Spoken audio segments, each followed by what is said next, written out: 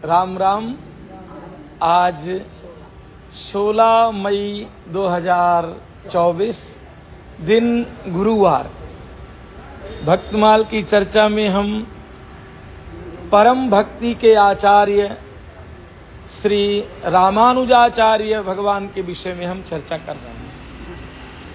कल के प्रसंग में हम लोगों ने श्रवण किया कि चरणोदक के रूप में उन्हें विष भी दिया गया, परंतु वो विष अमृत बन गया। भगवान शेष का अवतार हैं, इसलिए इनका नाम रामानुजाचार्य है। राम जी के अनुज हैं। पहले लक्ष्मण जी के रूप में आए थे, अभी भक्ति का प्रचार करने के लिए रामानुजाचार्य के रूप में आए। इनकी कथाएं तो बहुत विस्तारित हैं, पूरे पूरे ग्रंथ इनके ऊपर लिखे गए हैं, क्योंकि भक्ति के महाआचार्य हैं और विशुद्धाद्वैतवाद के संपादक भी हैं। एक अद्वैत है और एक द्वैत है। अद्वैतवाद में शंकराचार्य याद आते हैं, परंतु जीव और ब्रह्म की परिभाषा अलग अलग करने में ये लोग द्वैतवाद में आते हैं। ये भक्ति के आचार्य हैं।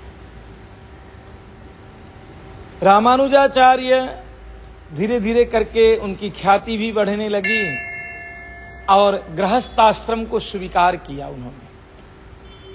उनका सिद्धांत था कि गृहस्थाश्रम बहुत ही श्रेष्ठ आश्रम है।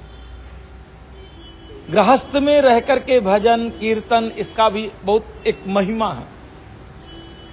पत्नी के साथ में गृहस्थाश्रम स्वीकार कर लिया।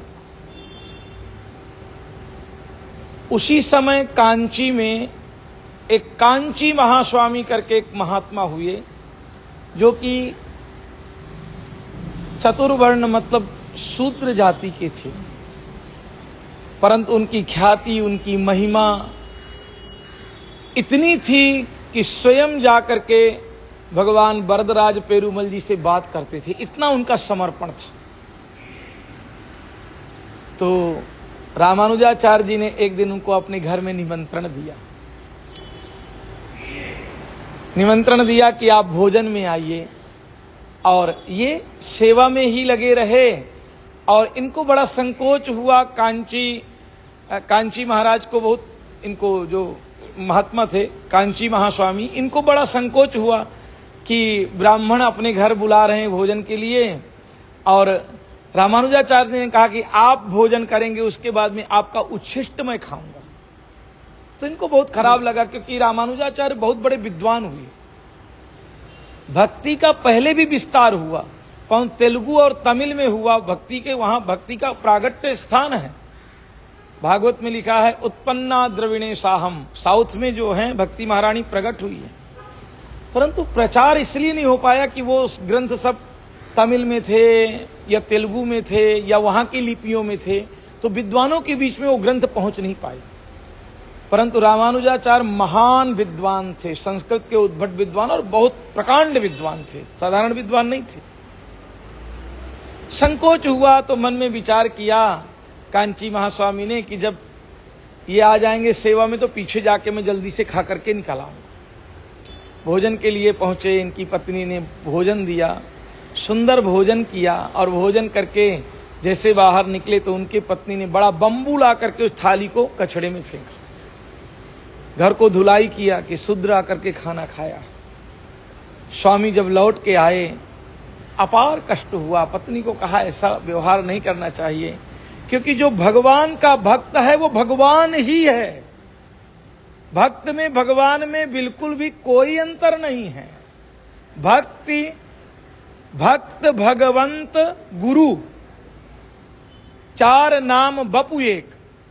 भक्ति, भक्त, भगवान और गुरु, ये चारों नाम अलग अलग है, पर शरीर एक है।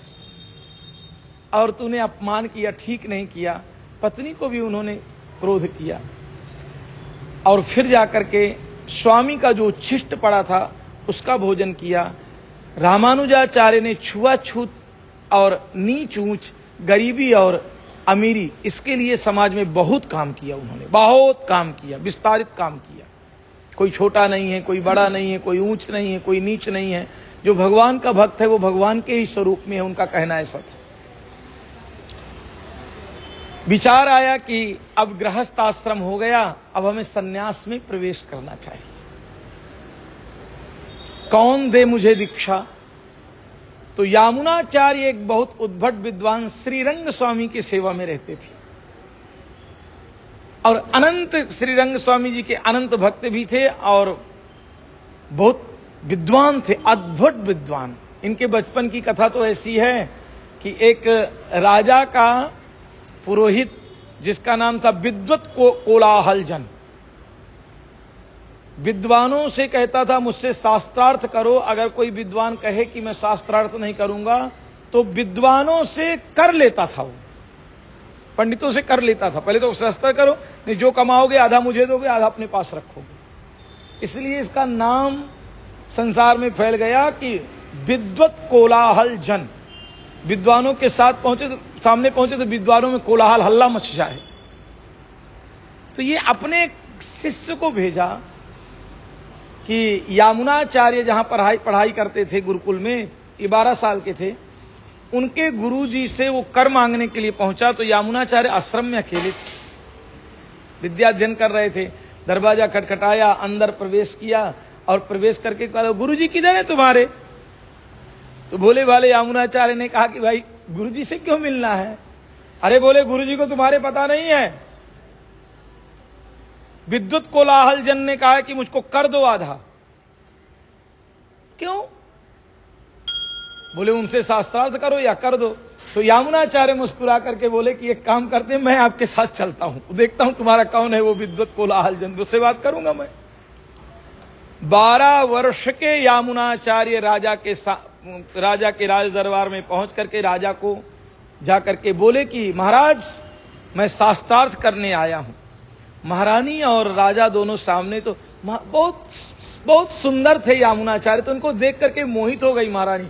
महारानी ने कहा इतना भोला वाला छोटा बच्चा, और महाराज अगर ये बच्चा मेरा जीत गया तो आधा राज्य इसको देना पड़ेगा आपको। राजा ने कहा अरे वो हमारा जो विद्युत कोलाहलजन है वो इतना विद्वान है कि बड़े बड़े संसार के उद्भट विद्वानों को पछाड़ दिया, ये बच्चा किस काम का? शास्त्रार्थ के लिए यामुनाचार्य बैठे और सामने जो है ये विद्युत कोलाहल बैठा, दोनों के बीच में शास्त्रार्थ प्रारंभ हुआ। बड़े अहंकार के साथ में विद्युत कोलाहल ने कहा कि एक काम करो, प्रश्न पूछो। तो यामुनाचार्य ने कहा मेरे 3 प्रश्न होंगे और तीनों को आपको काटना है।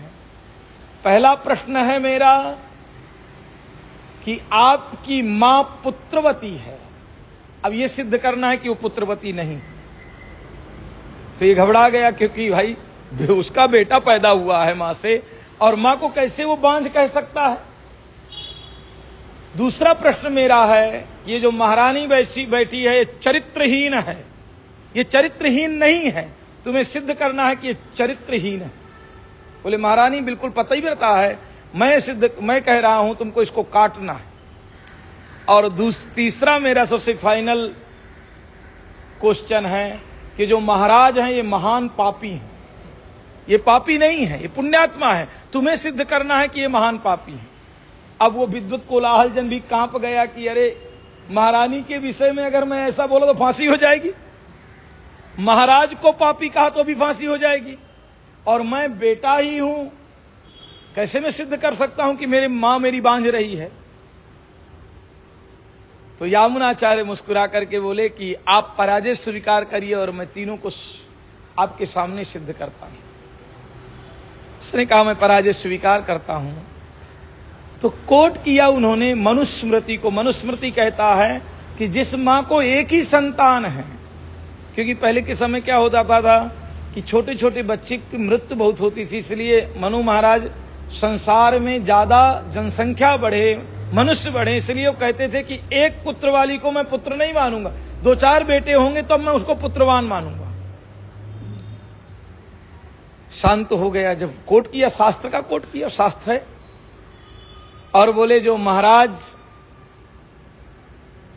जो भी संसार इनके राज्य में पब्लिक पुण्य करती है उसका दशांश महाराज को मिल जाता है, परंतु यह भी है कि इस राज्य में जो पाप करते हैं उसका भागी भी महाराज को बनना पड़ता है। इसलिए महाराज पुण्यात्मा भी है और पापात्मा है, महारानी के विषय में जो मैंने कहा कि राजा के शरीर में 6 देव स्थापित होते हैं और एक स्त्री एक पुरुष के साथ ही गमन करे तो वो चरित्रवान है। परंतु राजा के शरीर में 6 प्रकार के देवता हैं, नारायण विराजमान हैं, शिव विराजमान है, इंद्र विराजमान है, यहां तक कि फांसी देते समय राजा के शरीर में यमराज विराजमान होता है। इसलिए राजा के शरीर में इतने देवता हैं, उन सबको लेकर के अपने पत्नी के साथ में राजा निवास करता है। इसलिए पत्नी चरित्रवान होने के बाद भी चरित्रहीन है। अब ये विद्युत कोलाहल जन तो पराजित हुआ तो महारानी ने इनको आधा राज्य दे दिया और राजा बन बैठे यामुनाचार्य 12 वर्ष के अवस्था में ही। परंतु कुछ दिनों के बाद में उनको भगवान ने स्वयं स्वप्न दिया कि तुम्हारा जन्म तो भक्ति का प्रचार के लिए हुआ है, तुम श्रीरंगम जाओ। और श्रीरंगम में यामुनाचार्य ने सुंदर सुंदर बहुत सारे ग्रंथों को लिखा जो कि भक्ति के लिए थे। तो इनकी रामानुजाचार्य की बहुत इच्छा थी कि उन्हीं यामुनाचार्य से मैं दीक्षा लूं। कांची छोड़ करके पैदल ही चले दीक्षा लेने के लिए। परंतु भगवान श्रीरंग विचार करने लगे कि यामुनाचार्य और रामानुजाचार्य दोनों अगर आपस में मिल गए तो ये धरती वैकुंठ बन जाएगी, कलयुग का प्रभाव ही खत्म हो जाएगा, युग परंपराएं खत्म हो जाएंगी। इसलिए उनका पहले जब ये जैसे पहुंचे श्रीरंगम मंदिर में, उसी समय यामुनाचार्य जी का प्राणांत हो गया। बहुत रोए रामानुजाचार्य कि कैसे इनका प्राणांत हो गया। फिर उनके शव को लेकर के जब कावेरी नदी के किनारे संस्कार करने लगे, उस समय उनकी 3 उंगलियां ऑटोमेटिक खड़ी हो गईं। पूछा कि इनकी ऐसी उंगली थी, बोले नहीं नहीं अभी अभी खड़ी हो गई 3 उंगली।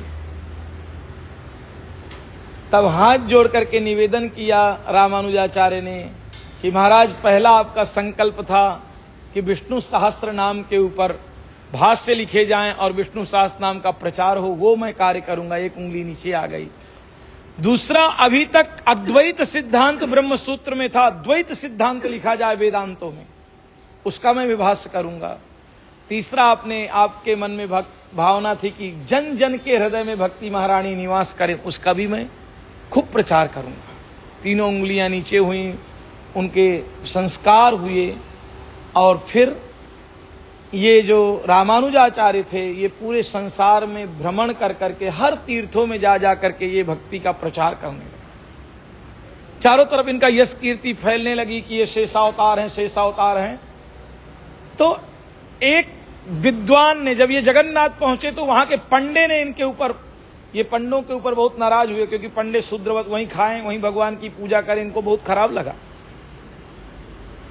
राजा से कह के पंडों को निकला दिया, अपने शिष्यों को सेवा में लगा दिया। जगन्नाथ भगवान भी उसके रामानुजाचार्य जी के स्वप्न में आए और कहने लगे कि यार ये पंडे मेरे भरोसे रहते हैं, इनको मत निकला दो। और तेरे जो पुजारी हैं बहुत भाव से पूजा करते हैं, बहुत श्रद्धा से मंत्रों से पूजा करते हैं, पर ये पंडे ताली बजा बजा के नाचते हैं ना, ये पंडे जगन्नाथ के बड़े अच्छे लगते हैं मुझको, इसलिए इनको ही सेवा में रहने दो। पर रामानुजाचार्य तो जिद करके बैठ गए कि नहीं नहीं, पंडे घुसने नहीं पाएंगे मंदिर में। पुरी महाराज से भी उन्होंने कंप्लेन किया, पुरी महाराज भी संकट में पड़ गए। तो जगन्नाथ भगवान ने क्या किया कि रात्रि के समय इनके संपूर्ण शिष्यों को और रामानुजाचार्य को योग निद्रा में ही श्रीरंगम पहुंचा दिया। जब सुबह जगे तो श्रीरंग के सामने लेटे हुए थे। जगन्नाथ जी ने बोले मुझको पंडा बहुत पसंद है, भले जो भी है नियम इनके। तो उन पंडों ने इनके ऊपर बोला शेषावतार है, तो कैसे शेषावतार है। तो पुरी में ही पर्दे के पीछे बैठे हुए थे, सभा लगी थी भयानक विद्वानों की, और सबकी सभा, सब लोग शाम के सुनने इनको आते थे। ये भक्ति मार्ग के उपदेशक भी थे ना, तो पर्दे के पीछे थे और बोले कि कोई प्रश्न करो। तो पंडों ने प्रश्न किया कि आप कैसे शेषावतार हैं। तो पर्दा गिरा और 1000 फणों के रूप में रामानुजाचार्य प्रकट किए, अपने आप को वहां दर्शन प्रकट किया उन्होंने। सब लोगों ने प्रणाम किया। फिर जाकर के वो श्रीरंगम में, वहां से संस्कृत में जो भक्ति के ग्रंथ थे, तमिल में और तेलुगु में, वहां के ग्राम्य भाषाओं में, उनको सबको परिवर्तित किया। और जन जन के हृदय में भक्ति महारानी का जो आज आपको प्रादुर्भाव दिख रहा है, उसके मूल आचार्य हैं रामानुजाचार्य। उनको 1000 वर्ष हो गए। 2017 में उनकी 1000वीं शताब्दी मनाई गई है। बहुत विद्वान थे, उद्भट थे। तो भक्तमाल में आज यहां एक चरित्र को हम विश्राम देंगे जिनका नाम था रामानुजाचार्य। कल एक दूसरे भक्त की चर्चा हम प्रारंभ करेंगे। राम राम।